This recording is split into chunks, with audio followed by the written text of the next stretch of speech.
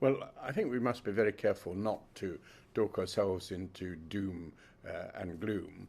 The survey that you conducted is slightly at odds with other surveys I've seen, which are more optimistic. Of course, it's possible that there's going to be a slowdown in the world economy and in the UK economy. Even if the UK economy does slow down a bit, probably going to grow as fast as that of Germany and probably faster than that of most countries in the Eurozone.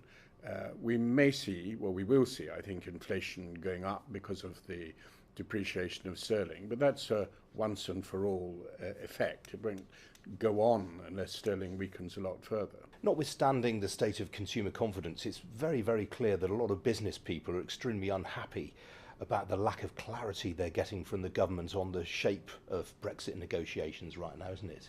Well, I can understand that and up to a point sympathise with it because business people like everything to remain the same. They don't like change, they don't like uncertainty. But at the same time, I think they've got to be realistic and they're being unrealistic. You can't expect the government to say, this is our ultimate aim, this is the very best we're aiming for. They don't want to show their negotiating hand. They don't want to show what ultimately they might settle for. I mean, I personally think it's perfectly obvious what the government are aiming at, even though they won't explicitly say so. It is to have a free trade agreement with the European Union.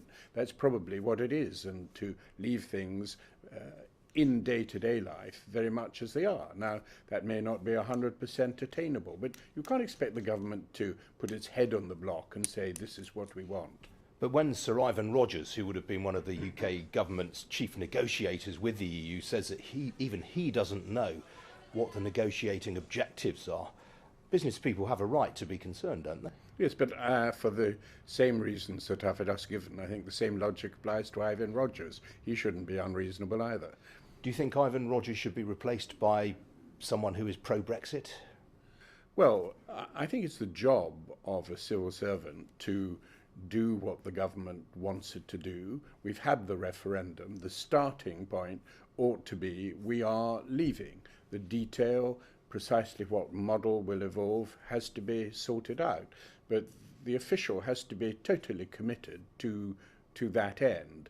And it rather looked as though Sir Ivan possibly wasn't committed to that end. I rather regret that he has spoken out slightly in the way he did. I don't think that is quite in the ethos of the civil service, and I don't think it ought to be his job in a resignation statement to try to undermine the government. That's not what civil servants should do.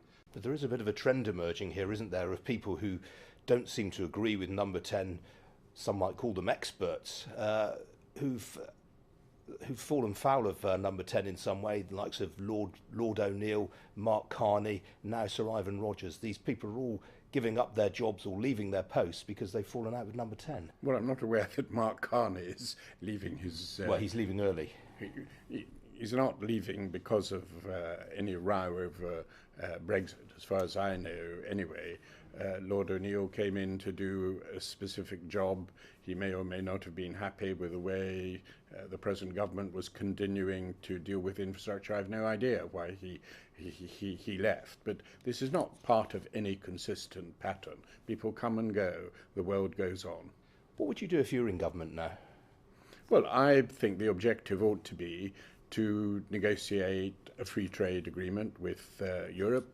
If we can't get that, the bottom line is I think we should go back to the WTO and have an arrangement based on WTO rules. You know, the three most important trading partners of the European Union don't have any special trade agreement with the EU. 6 out of the top 10 trading partners have no special arrangement. You know, I think businessmen are too fixated on the need to have some special arrangement. It is possible to trade with Europe without being a member either of the European Union or of the single market.